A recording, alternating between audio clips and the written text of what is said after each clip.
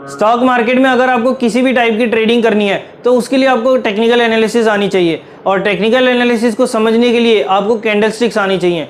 हालांकि आप काम जो है लाइन ग्राफ या फिर बार चार्ट पर भी कर सकते हो, अपनी जो भी टेक्निकल एनालिसिस है वो आप इन चीज़ों पर भी कर सकते हो, बट सबसे पॉपुलर और सबसे बढ़िया तरीका है कैंडलस्टिक्स को समझना। हेलो दोस्तों, मैं तुषार बुद्धिराजा स्वागत करता हूं आपका एक बार फिर से आपके अपने चैनल फिनटेक गुरुकुल पर। और आज हम सीखने वाले हैं कैंडलस्टिक्स के बेसिक्स। बट उससे पहले अगर आप इस चैनल पर पहली बार आए तो don't forget to subscribe the channel, अगर आप स्टॉक मार्केट या फाइनेंस से रिलेटेड इंपॉर्टेंट वीडियोस पाना चाहते हैं। तो चलिए दोस्तों, समझते हैं कैंडलस्टिक्स को बिल्कुल बेसिक से।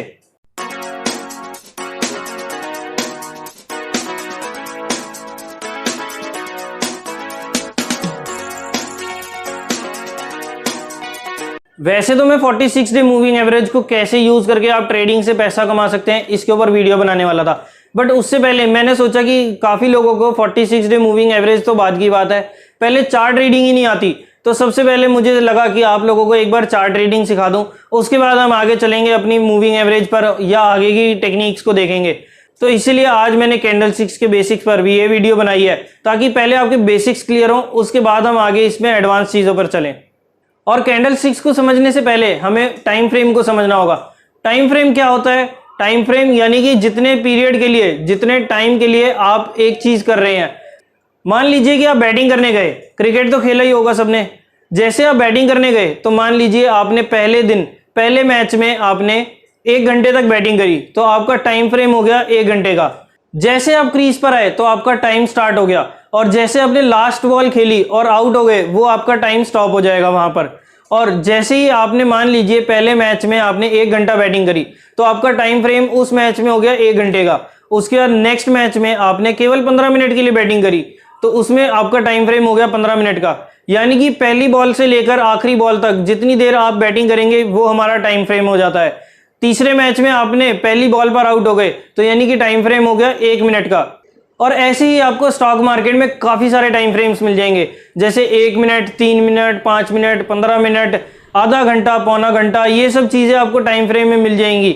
1 घंटे की हो गई, 3 घंटे, 2 घंटे, 5 घंटे की कैंडल्स हो गई, या फिर उसके बाद हम 1 दिन की कैंडल, 1 महीने की कैंडल, 1 हफ्ते की कैंडल को भी देख सकते हैं। ये सब अलग अलग टाइम फ्रेम्स होते हैं जो अपने अपने हिसाब से हर ट्रेडर अपनी फैसिलिटीज को या वो किस टाइप की ट्रेडिंग कर रहा है वो उसके हिसाब से यूज कर सकता है। किसी को 1 दिन की कैंडल पसंद आती है तो कोई 1 मिनट की कैंडल पर काम करता है। इंट्राडे वाले 15 मिनट या 5 मिनट की कैंडल्स पर भी काम करते हैं, और जो लंबे समय के लिए बैठते हैं वो वीकली या मंथली बेसिस पर काम करते हैं। तो जैसा मैंने आपको बताया कि ये हर ट्रेडर के लिए अलग अलग कैंडल होती हैं। और अगर आप इस चैनल पर पहले से जुड़े हुए हैं तो आपने देखा होगा कि 46 डे मूविंग एवरेज वाली वीडियोस में हम डेली कैंडल्स यूज करते हैं, और जो स्टॉक ऑफ द वीक वाली कैंडल्स होती हैं उसमें हम वीकली कैंडल्स पर काम करते हैं।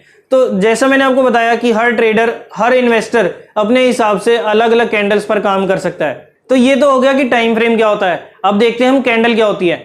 जब भी आप कैंडल देखेंगे तो वो कुछ इस टाइप की बनी होगी, और कैंडल में 4 लेवल्स होते हैं, 4 इंपॉर्टेंट लेवल्स होते हैं, ओपन, क्लोज, हाई और लो। इन चारों पॉइंट्स को मिलाकर एक कैंडल बनती है। ओपन प्राइस वो हो गया जिस रेट पर कैंडल ओपन होती है, और क्लोज प्राइस वो होता है कि मान लीजिए हमने 1 दिन का टाइम फ्रेम लिया तो ओपन प्राइस 100 पर हुआ, और जो क्लोज प्राइस था जिस दिन मार्केट क्लोज हुई 3:30 बजे तो उस दिन उसकी कैंडल क्या बनी। हमने 1 दिन का टाइम फ्रेम लिया है तो मान लीजिए कि 100 पर ओपन हुई और क्लोज हुई 110 पर। तो ये तो हो गया ओपन और क्लोज। उसके बाद जो ये डंडी सी है, ये क्या चीज होती है? ये होती है ऊपर वाली डंडी होती है कि ये किस रेट तक हाई गया। यानी कि 1 दिन में जब ये 100 पर ओपन हुआ, क्लोज हुआ 110 पर, लेकिन जब पूरे दिन के बीच में जब ये ट्रेड कर रहा था तो ये 120 रुपए तक गया, तो ये इसका हाई हो गया। और जो ये ऊपर वाली डंडी है ये हमारा हाई पॉइंट दिखाती है कि ये इस लेवल तक गया था पूरे दिन में। और उसके बाद जो लो वाली डंडी, जो ये नीचे की डंडी है, ये हमारे को दिखाती है कि ये इस दिन में कितना लो तक गया।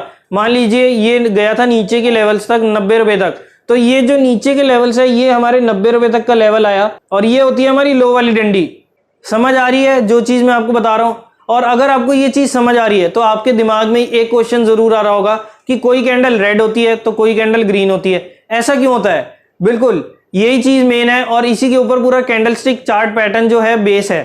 जब भी कोई कैंडल बनती है तो उसमें जो हमने ओपन प्राइस और क्लोज प्राइस लिया वो चीज काफी मैटर करता है कि कौन से कलर की कैंडल बनने वाली है।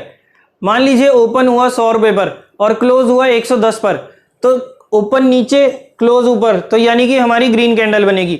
जिस भी टाइम में क्लोज प्राइस ओपन प्राइस से ज्यादा होगा वो हमारी ग्रीन कैंडल होगी, क्योंकि उस टाइम पे जो भी आप चाहे वो 5 मिनट की टाइम फ्रेम ले लें, 15 मिनट का या 1 दिन का, उस टाइम में आपको जो बेचने वाले हैं वो कम है और जो खरीदने वाले हैं या परचेजिंग करने वाले उस स्टॉक में ज्यादा है, तो इस वजह से हमारी जो कैंडल है वो ग्रीन बनेगी।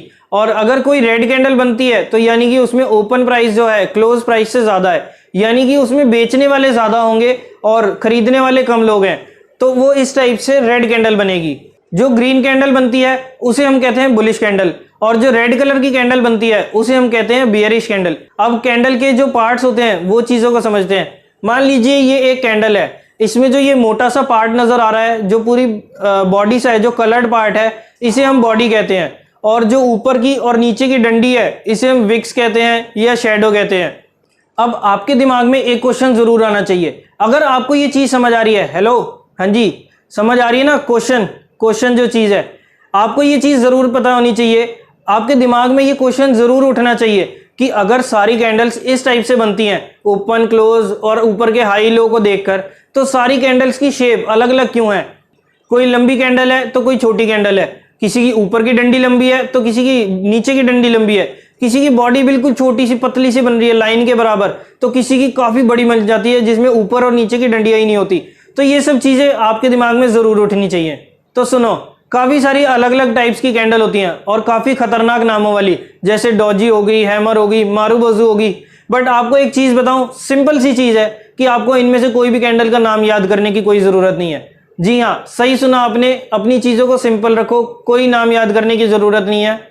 अब हो सकता है कि जितने लोग ट्रेडिंग करते हैं उनमें से काफी सारे लोग मुझे ये बात सुनकर गाली भी दें, बट ये सच है, आप जितना लाइफ को और ट्रेडिंग को सिंपल रखोगे ना, उतना ज्यादा फायदे में रहोगे।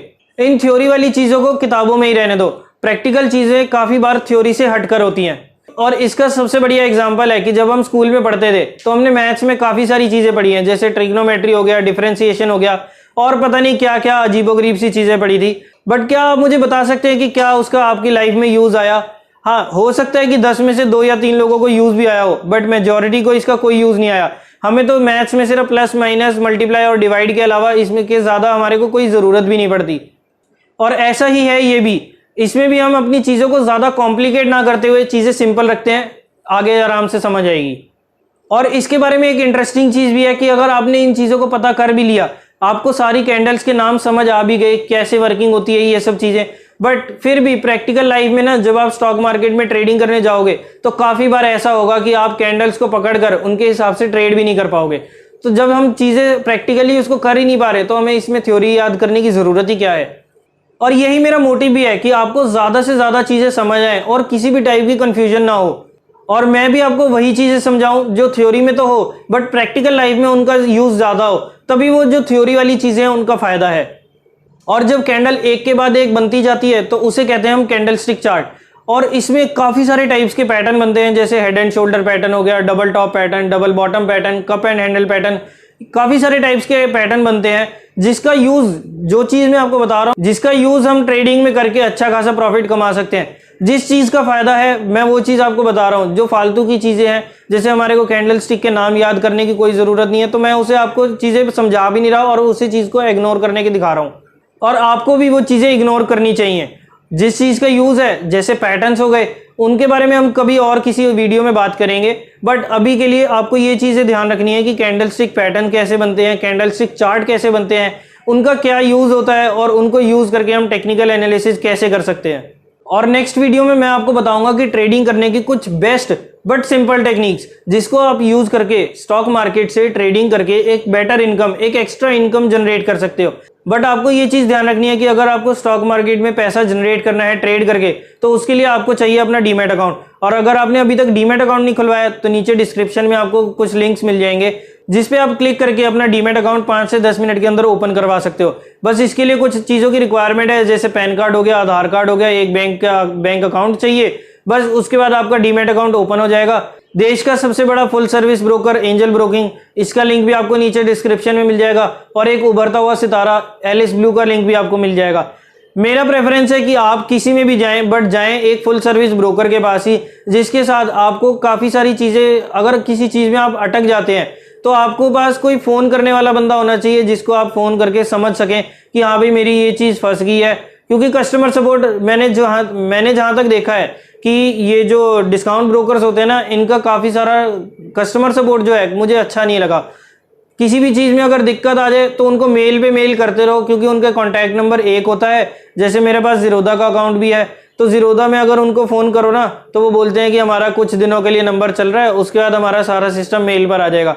तो अगर मुझे किसी चीज़ में दिक्कत आ रही है, मुझे अभी काम करना है, तो मैं किसके पास जाऊँ, किससे फ़ोन करके बात करूँ? तो ये चीज़ें आपको फुल सर्विस ब्रोकर के पास इन चीज़ों की दिक्कत नहीं आएगी। तो इसलिए प्रेफर करें कि अपना फुल सर्विस ब्रोकर के पास खुलवाएं। और आजकल तो फुल सर्विस ब्रोकर के भी बिल्कुल डिस्काउंट ब्रोकर वाले चार्जेस हो गए हैं। कोई अकाउंट ओपनिंग फीस नहीं है, जैसे एंजल ब्रोकिंग या एलिस ब्लू पे कोई अकाउंट ओपनिंग फीस नहीं है।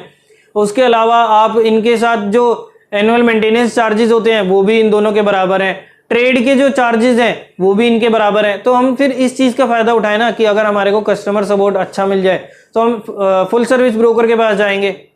तो चलिए दोस्तों, आज की वीडियो में इतना ही। नीचे कमेंट्स में अपने रिव्यूज जरूर देना कि आपको वीडियो कैसी लगी और कुछ समझ आया भी है या नहीं समझ आया।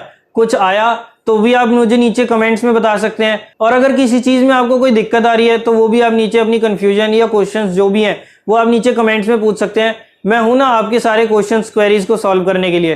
वीडियो को ज़्यादा से ज़्यादा लाइक और शेयर कीजिए और चैनल को सब्सक्राइब करना ना भूलें, क्योंकि अगर आप सब्सक्राइब नहीं करोगे तो आपको वीडियोस नहीं मिलेंगी, और वीडियोस नहीं मिलेंगी तो आप इंपॉर्टेंट चीज़ें मिस कर दोगे। और मैं नहीं चाहता कि आप कोई भी स्टॉक मार्केट से रिलेटेड या अपनी फाइनेंशियल एजुकेशन से रिलेटेड कोई भी इंपॉर्टेंट चीज़ आप मिस करें। तो उसके लिए आपको चैनल को सब्सक्राइब करना ज़रूरी है, और चैनल को सब्सक्राइब करने के साथ में जो बेल आइकन है ना उस पर भी क्लिक कर देना, ताकि जितनी भी वीडियोस, जैसे वीडियो अपलोड हो जाएगी उसकी नोटिफिकेशन आप तक सबसे पहले पहुंच जाए।